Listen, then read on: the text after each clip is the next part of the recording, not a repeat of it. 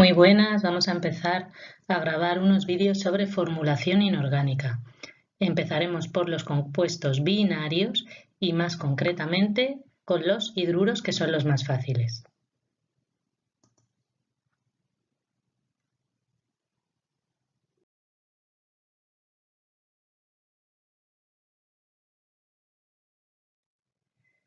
Lo primero que os quería contar es qué son los compuestos binarios. Como su propio nombre indica, binario significa que está formado por dos elementos. Tenemos varios tipos de compuestos binarios: los hidruros, los óxidos, los peróxidos y las sales binarias. Los veremos todos, pero en este vídeo nos vamos a centrar en los hidruros.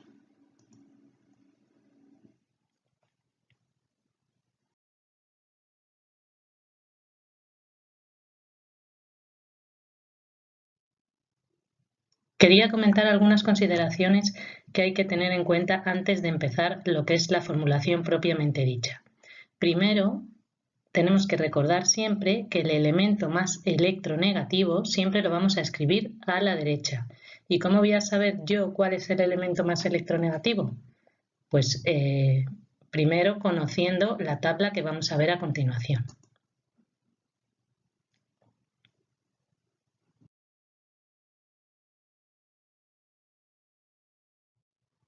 Esta es la tabla de electronegatividades y, como veis, los elementos están ordenados de manera muy parecida al sistema periódico o a la tabla periódica. La diferencia más importante es la ubicación del hidrógeno, que, como veis, está ahí, que no es su sitio habitual en la tabla periódica, pero es que el hidrógeno es más electronegativo que muchísimos de los elementos de la tabla periódica, de ahí su ubicación.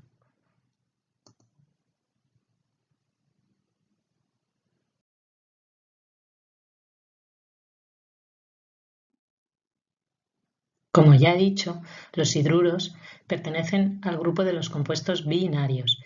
Están formados por dos elementos y siempre se cumple que uno de ellos es el hidrógeno.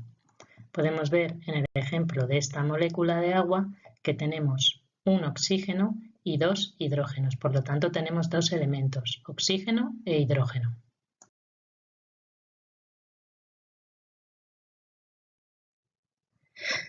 Para poder nombrar los hidruros, vamos a tener dos tipos de nomenclatura. La nomenclatura de prefijos multiplicadores, que es la más facilita, y la nomenclatura de números de oxidación, que es la que os suele costar un poquito más. También las vamos a ver en algunos sitios con nombres antiguos, como la de prefijos multiplicadores nombrada como estequiométrica y la de los números de oxidación nombrada como nomenclatura de stock. Pero quiero que os quedéis con los nombres que se utilizan ahora mismo, que son prefijos multiplicadores y números de oxidación. Para poder nombrar con números de oxidación hay que saberse los números de oxidación.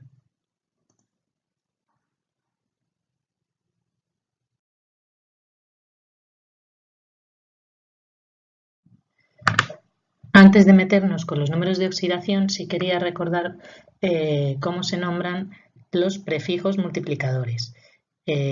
Aquí tenemos una tabla de resumen y es muy facilito, porque lo único que hay que saberse es que si tenemos dos átomos de algo, le vamos a poner el prefijo di; si tenemos tres átomos, tri; si tenemos 4, tetra; si tenemos 5, penta, y así sucesivamente.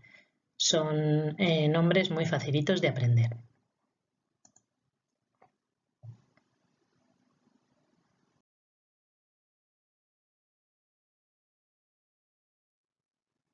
Los números de oxidación son más complicados porque tengo que asociar cada elemento con sus correspondientes números.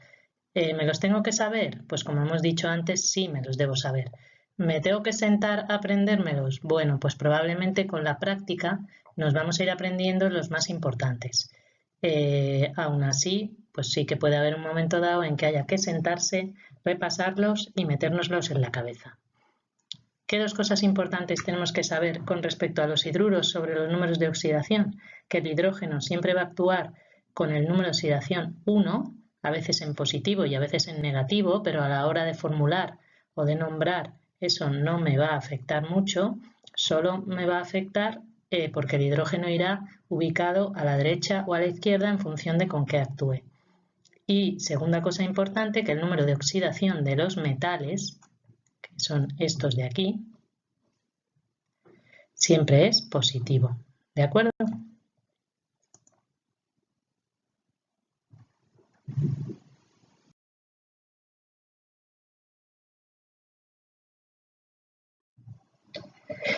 Hay dos cosas importantes que no se me deben olvidar. Primero, si el hidrógeno es más electropositivo, es decir, si está ubicado a la izquierda, siempre voy a nombrar con prefijos multiplicadores, no voy a poder nombrar con números de oxidación. Y la segunda cosa importante es que el prefijo mono, que ya hemos visto que corresponde a un átomo de algo, solo lo voy a utilizar si es estrictamente necesario. Si un elemento solo tiene un número de oxidación, no lo voy a usar.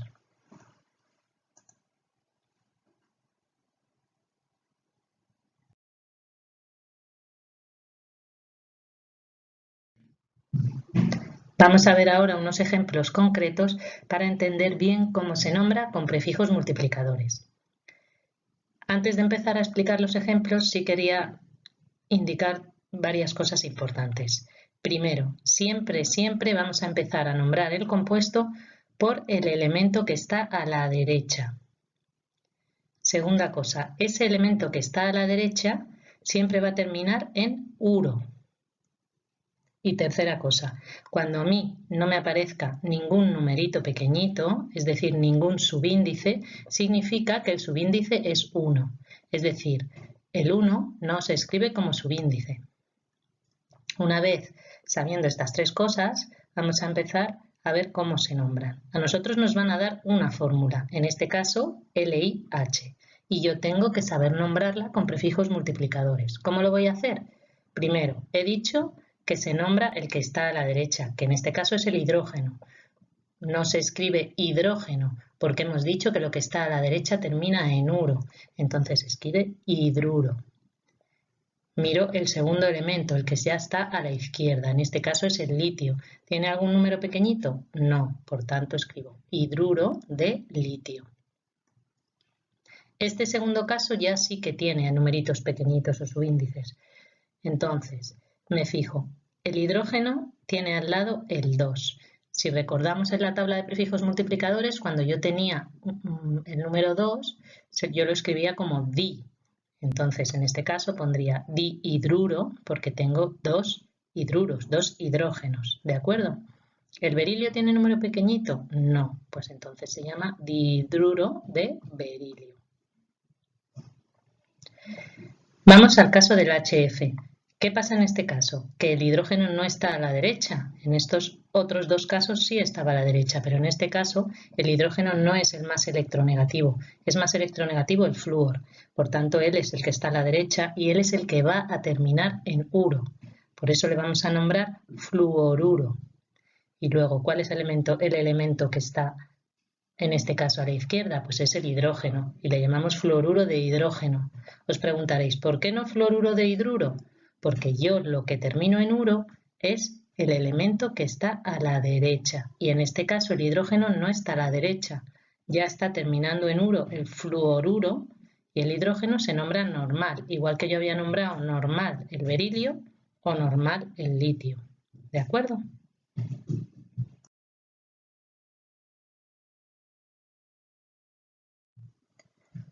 Aquí vamos a ver algunos ejemplos más de cómo se nombrarían varios compuestos con prefijos multiplicadores. Evidentemente, no he dicho, pero se da por hecho, tenemos que controlar fenomenal los nombres y los símbolos de los elementos. Vamos a ver el primero. Tenemos ASH3. Como hemos dicho antes, miro cuál está a la derecha, en este caso es el hidrógeno, y como hay 3 hidrógenos, le llamo trihidruro. Y luego el AS, que es el arsénico, lo nombro normal, trihidruro de arsénico. Segundo caso, MgH2. Como tengo 2 hidrógenos, dihidruro de magnesio. Tercer caso, FeH3. Como tengo 3 hidrógenos, trihidruro de hierro. Siguiente caso, tengo 4 hidrógenos y un carbono, CH4. tetrahidruro de carbono. Ahora voy a los casos que son un poquito más difíciles en el sentido de que ya no es el hidrógeno el que está a la derecha, sino que está a la izquierda. Pero vamos, sigue siendo fácil porque lo único que tengo que hacer, si lo recordamos, es que es el elemento que esté a la derecha el que termina en uro. En el caso del cloro, cloruro de hidrógeno. Nos acordamos, y muy importante, que al terminar ya en uro el cloro, no termino en uro el hidrógeno y no ponemos cloruro de hidruro, ponemos cloruro de hidrógeno. En el caso del H2SE, el SE para el que no se acuerde es selenio, pues le llamaremos seleniuro de dihidrógeno. ¿Por qué dihidrógeno? Porque en este caso el hidrógeno sí que tiene un subíndice que es el 2. Por tanto, cuando teníamos dos elementos en un compuesto, le poníamos el prefijo di. Por eso se nombra seleniuro de dihidrógeno. Último caso. También tenemos un numerito subíndice 2 en el hidrógeno porque es H2S. La S, para que todos nos acordemos, es azufre, pero se nombra sulfuro. Sulfuro de, y en este caso al tener el 2, dihidrógeno. Hay dos casos que tenemos que recordar muy bien. El azufre, que se dice sulfuro, y el nitrógeno, que se dice nitruro.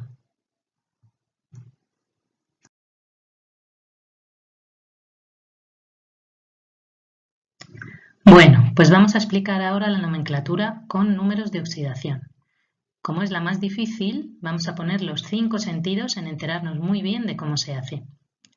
Lo primero y más importante y que no se me puede olvidar es que yo, que voy a tener una combinación de hidrógeno con otro elemento, siempre que se combinen estos dos elementos van a intercambiar sus números de oxidación. Es decir, el número de oxidación con el que actúe este elemento va a ser el subíndice del hidrógeno y el número de oxidación con el que actúe el hidrógeno, que en este caso siempre va a ser 1, es el subíndice del elemento que está al lado del hidrógeno. ¿De acuerdo? Vamos a casos prácticos. Empezamos por el CuH2. Lo primero que tengo que hacer es poner el nombre del compuesto sin tener en cuenta ningún subíndice, es decir, hidruro de cobre. Y ahora voy a tener o no que poner un numerito entre paréntesis y que siempre lo voy a poner en forma de números romanos. Habrá casos en que lo tenga que poner y otros casos en que no lo tenga que poner. Ahora vamos a ver por qué. Primer caso, estamos en el CuH2, hidruro de cobre. Yo, una vez que he escrito el nombre del compuesto, voy a irme a mi tabla de números de oxidación y voy a buscar el cobre, es decir, voy a buscar el elemento que no es el hidrógeno. Busco el cobre y miro si tiene un número de oxidación o más de 1. Tiene el 1 y el 2. Cuando yo digo que tiene un número de oxidación o más de 1, no me refiero a que sea el número 1 como número de oxidación, sino que tenga un número de oxidación o más de 1. Por ejemplo, el aluminio tiene un solo número de oxidación, pero es el número 3. ¿Vale? El cobre tiene dos números de oxidación, el 1 y el 2. Todos estos elementos de aquí, berilio, magnesio, calcio, solo tienen un número de oxidación, que es el 2. ¿De acuerdo? Hay elementos que tienen un solo número de oxidación, puede o no puede ser 1, y hay elementos que tienen más de un número de oxidación, como por ejemplo es este caso. En el caso de que el elemento tenga más de un número de oxidación, entonces sí que tengo que indicar entre paréntesis y en números romanos con cuál está actuando. ¿Cómo voy a saber yo con cuál está actuando? Si con el 1 o con el 2. Pues mirándole el subíndice al hidrógeno. Si el hidrógeno tiene de subíndice 2, es que el cobre está actuando con el número 2, porque acordaros que se intercambian las valencias, se intercambian los números de oxidación. Vamos al siguiente compuesto, CuH. En este caso vuelvo a poner hidruro de cobre.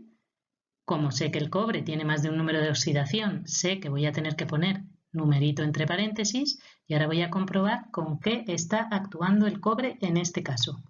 Miro el subíndice del hidrógeno y veo que no pone nada. Cuando no pone nada, recordemos que era 1. El cobre tiene número de oxidación 1 y lo pongo. ¿De acuerdo?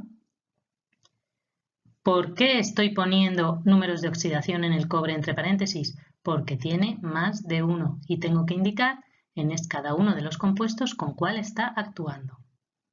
Me voy al siguiente ejemplo, BH2. Primero lo nombro, hidruro de berilio, y ahora voy a decidir si tengo o no que poner numerito aquí entre paréntesis. Busco el berilio en mi tabla de números de oxidación, lo vemos que está aquí, y veo a ver cuántos tiene, si uno o más de uno. Como solo tiene uno, me da igual que sea el 1, el 2 o el 27, solo tiene un número de oxidación, yo no tengo que poner aquí numerito entre paréntesis. ¿De acuerdo? Si solo tiene un número de oxidación, no pongo nada, da igual cual sea. Último ejemplo, HCl. Como el hidrógeno no es el más electronegativo, es decir, como el hidrógeno no está a la derecha, yo no puedo nombrar con números de oxidación. Pongo una rayita o no lo nombro directamente.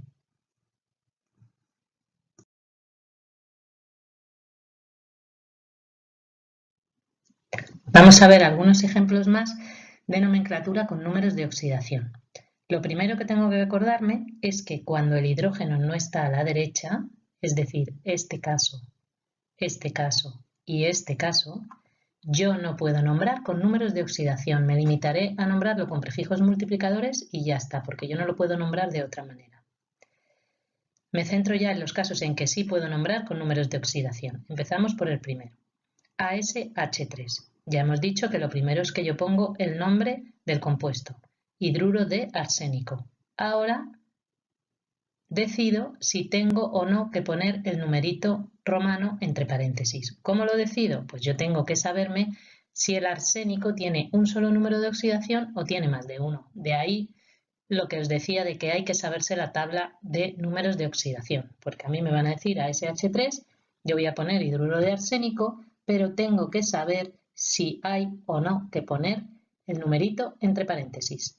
En el caso del arsénico, tiene más de un número de oxidación, entonces sí que tengo que poner el numerito entre paréntesis. ¿Qué numerito voy a poner? Pues voy a poner el que tenga el hidrógeno como subíndice, que en este caso es 3. ¿De acuerdo? Me voy al siguiente compuesto, MgH2, magnesio. Nombro el compuesto como tal, hidruro de magnesio, y ahora decido si tengo o no que poner numerito entre paréntesis. Vamos a ver, me voy a mi tabla de números de oxidación y veo que el magnesio solo tiene un número de oxidación, que es 2. Como solo tiene un número de oxidación, yo no tengo que poner aquí numerito entre paréntesis. ¿De acuerdo? Me voy al siguiente ejemplo, FeH3. Lo nombro hidruro de hierro y ahora decido si tengo que poner o no numerito entre paréntesis. ¿Cómo lo sé? Pues me voy a mi tabla de números de oxidación y veo que el hierro tiene más de un número de oxidación porque tiene el 2 y tiene el 3. En este caso, sé que está actuando con el 3 porque es el subíndice que lleva el hidrógeno y ese es el número que yo pongo entre paréntesis en números romanos. ¿De acuerdo? Último ejemplo, CrH2. En este caso, nombro el compuesto como tal, hidruro de cromo, y ahora me voy a mi tabla de números de oxidación y miro si el cromo tiene un solo número de oxidación o más de uno. El cromo tiene varios números de oxidación, 2, 3 y 6, y en este caso está actuando con su número 2, y ese es el que pongo entre paréntesis.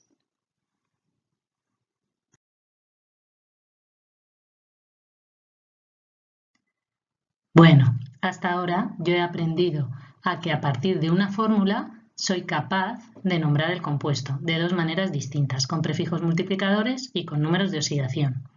Ahora tengo que ser capaz de, a partir del nombre, escribir su fórmula. Con lo que he aprendido hasta ahora debería ser capaz de hacerlo sin ningún problema, pero vamos a ver caso a caso a ver si de verdad sería capaz de hacerlo. Empezamos por el caso facilito, que son los prefijos multiplicadores. Si a mí me dicen dihidruro de berilio, yo recuerdo las reglas y digo el que acaba en uro es el que iba a la derecha. Y si me dicen di es porque había 2, por tanto yo pondría H2. Y luego como me dicen de berilio, no me dicen que haya más de un berilio, por tanto yo pongo Be, que es su símbolo. Entonces el compuesto se formularía BeH2. Si quiero comprobar que lo he hecho bien, pues yo cogería y diría, voy a decir el nombre de este compuesto. Lo pensaría y vería, dihidruro de berilio.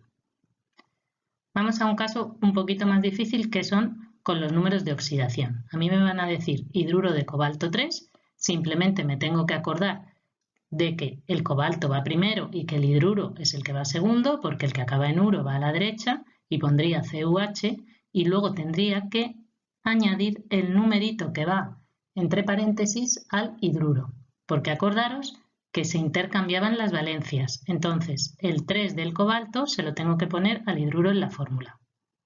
COH3. Hasta aquí parece fácil, ¿verdad?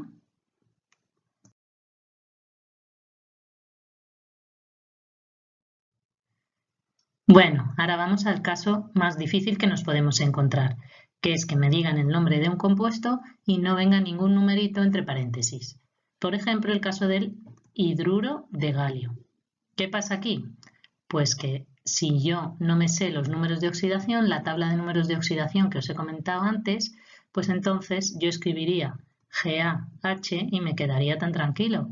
Y entonces me pondrían que está mal, porque yo tengo que saber que el galio solo tiene un número de oxidación, pero ese número de oxidación no es 1, es 3. Y si yo no me lo sé, yo voy a escribir mal la fórmula. Si yo me sé que el galio tiene 3 como número de oxidación, sé que ese numerito se lo tengo que poner al hidrógeno, aunque no venga en la fórmula.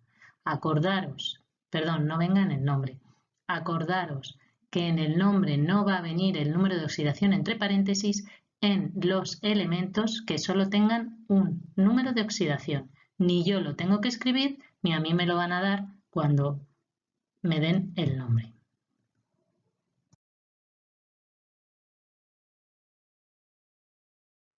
Ya para terminar, quería que vierais otra manera de nombrar que tiene la IUPAC a determinados hidruros. Se llaman hidruros progenitores y tienen nombres concretos aparte de los que hemos visto con prefijos multiplicadores y con números de oxidación. Uno muy típico, por ejemplo, es el metano, que probablemente lo oigamos más como metano que como, sabéis que es el CH4, pues como tetrahidruro de carbono, ¿de acuerdo? Ahí, como podéis ver, hay muchos, nos los podemos encontrar y quiero simplemente que os suenen y que sepáis que existen. Con todo esto que hemos visto, ya hemos terminado de explicar cómo se formulan y cómo se nombran los hidruros. Espero que os haya servido.